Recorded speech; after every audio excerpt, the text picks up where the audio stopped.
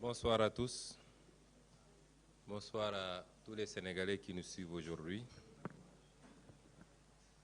Nous sommes réunis pour nous prononcer sur quelques aspects de la vie politique nationale. Je commencerai mon propos par dénoncer, regretter et condamner fermement la barbarie de la gendarmerie nationale sous commandement du général Moussa Fall, habitué à ces comportements, sur les populations civiles de Taïba Ndiaye hier soir lors de mon passage dans cette localité dans le cadre du Nemmekou Tour. M. Moussa Fall, sous commandement d'Antoine Diome, est habitué des faits. Sa conception de la gendarmerie se résume à la brutalité extrême contre les civils. Tout prétexte est bon pour se livrer à des exactions. Ce qu'il fait n'a rien à voir avec le maintien de l'ordre. Et ces agissements sont des agissements criminels. Hier, beaucoup de jeunes de Taïba Ndiaye se sont retrouvés à l'hôpital avec des blessures très graves. Des jeunes désarmés qui, contrairement d'ailleurs aux manifestations qui peuvent exister à Dakar, non seulement n'ont pas manifesté, mais se limitaient à accueillir un leader politique, mais nous étions dans des contrées qui ne sont pas habituées au contact avec les forces de l'ordre. Ce qui fait que, malgré la supériorité numérique, ces jeunes ne sont pas battus contre ces gendarmes. Mais quand vous entendez un commandant donner des instructions, des ordres, en disant même s'ils se retirent, tirez sur eux, on n'est plus dans le maintien de l'ordre. C'est des agissements criminels. Et c'est ça la gendarmerie sous les ordres du général Moussa Fall. Je souhaite prompt rétablissement à tous ces jeunes, tout en réitérant au président Macky Sall, à son ministre de l'Intérieur, à son général et à son chef de la police, qu'aucune intimidation ne pourra passer. Il s'y essaie depuis très longtemps, mais s'il n'a pas encore compris que nous ne sommes pas des gens intimidables, c'est qu'il est loin d'être au niveau d'intelligence que nous pensions. Au-delà, ces agissements vont appeler à des réactions des populations. Ça, c'est inévitable. J'y reviendrai certainement. Nous vous avons conviés pour parler principalement de deux séries de problèmes. Le premier est lié aux farces judiciaires en cours, avec un enchaînement inédit que jamais on a vu au Sénégal et peut-être nulle part dans un pays qui se réclame démocratique. Et la seconde série est liée à ce débat, s'il en est, sur le dialogue national. Pour le premier volet, évidemment, mon propos se transformera en un diagnostic, en un audit. Quelqu'un a parlé d'audit hier, mais beaucoup plus à une mise à nu d'un comportement inadmissible de ce qu'il est convenu d'appeler la justice sénégalaise ou un petit pan de la justice sénégalaise. Parce que, comme j'ai l'habitude de le dire, l'affaire ne sort pas d'une dizaine de magistrats. Le procureur, Abdou Karim Diop, le procureur général M. Ibrahim Bahoum, de manière générale le parquet, des juges d'instruction, notamment du premier et du deuxième cabinet, parce que la stratégie de Macky Sall, c'est de créer des dossiers, d'instruire le parquet. Ce que je veux que les Sénégalais comprennent, c'est que le parquet, c'est Macky Sall. Dans certains pays, d'ailleurs, il semblerait que le parquet ne soit plus rattaché, ne soit plus un ordre juridictionnel, puisque le parquet, c'est des fonctionnaires rattachés au ministre de la Justice qui lui-même obéit au droit à l'œil au président de la République. Donc le parquet n'a aucune forme d'indépendance.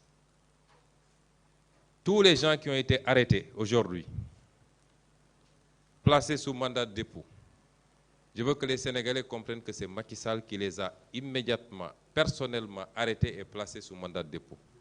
Qu'ils soient journalistes, acteurs politiques, société civile, en tout cas toutes les voix discordantes qui sont aujourd'hui entre les mains de la justice, il faut comprendre que c'est directement l'œuvre de Macky Sall. La stratégie, c'est quoi? C'est d'arrêter en masse, et puisqu'ils n'ont pas confiance à 100% que les juges vont suivre, de retarder au plus tard possible la présentation des prévenus devant un juge. Et c'est pourquoi soit on les met sous mandat de dépôt et on laisse pourrir pendant des mois, soit on les met sous contrôle judiciaire, ou alors, comme El Malick Ndiaye ici présent, on leur met un bracelet électronique. Et cela pour pouvoir gagner le plus de temps possible en prenant des innocents, en laissant des innocents à Rebeuss qui viennent de passer leur Korité là-bas, là où Macky Sall, son fils Amadou Sall, qui passe tout son temps maintenant à battre propagande et à essayer, semble-t-il, de recruter des nervis, et sa femme Marème Faye Sall, toute leur famille ont passé tranquillement la Korité chez eux.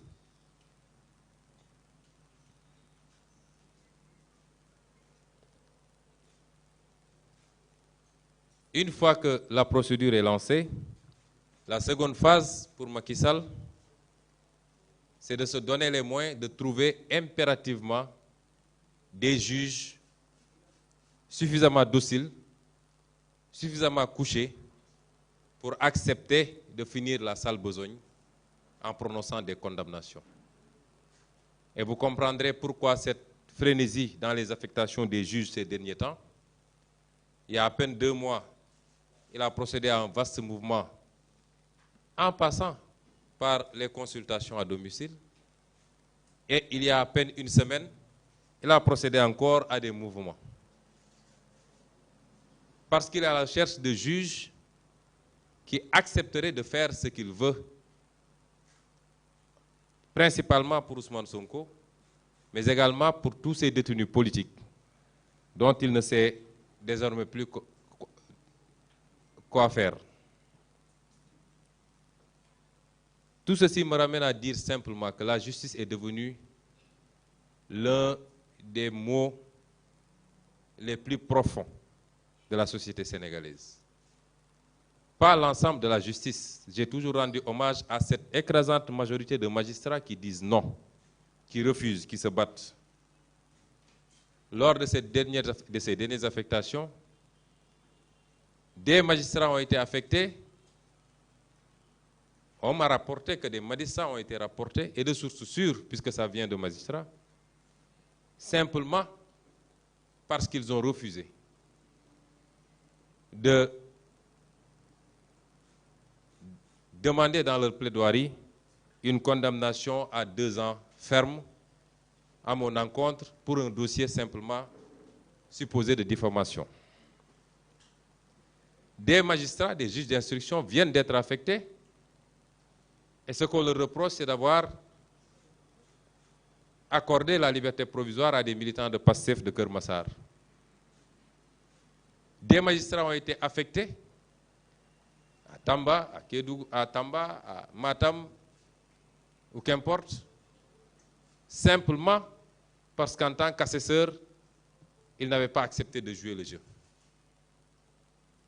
Je peux vous dire que le renvoi de la dernière fois, le renvoi du 8, serait lié au fait que le président du tribunal, le président de la cour d'appel, n'a pas encore trouvé des magistrats qui accepteraient, des juges qui accepteraient de suivre les instructions pour prononcer une peine d'inéligibilité. Mon propos donc ne s'adresse pas à tous les magistrats. Je vous ai dit qu'aujourd'hui, c'est quelques postes au niveau des parquets, au niveau du cabinet d'instruction, au niveau de la Cour suprême et du Conseil constitutionnel qui risquent de mettre ce pays à feu et à sang. Mon rapport avec la justice, jusqu'à présent, est un rapport fait de persécution, de violation de mes droits et de déni. Depuis 4 ans, je suis persécuté par la justice sénégalaise. Comme jamais un homme politique n'a été persécuté. Et je vais être très factuel. Je veux que les Sénégalais et les Sénégalaises, et je veux également que nos partenaires internationaux comprennent bien ce que je suis en train de dire. Tout ce que je dirai sera adossé à des faits précis, à des dates, sur les violations de mes droits par la justice sénégalaise, mais également sur un certain nombre de dénis de justice me concernant.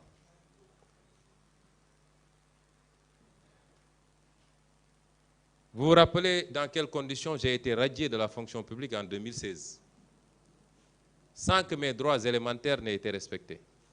L'on m'a refusé même le droit de me faire assister par des conseils tels que prévus par la loi, pour être auditionné par une commission. C'était la première grande violation et qui a été validée par la Cour suprême quand on l'a saisie pour s'en plaindre. Ensuite, lorsque ce complot a éclaté, parce qu'il ne fait l'ombre d'un doute dans la tête d'un seul Sénégalais de l'évidence du complot, j'avais été convoqué alors que j'ai bénéficié de mon immunité de député. Le ministre de la Justice, donc Macky Sall, ordonne le procureur qui saisit la section de recherche pour que je sois convoqué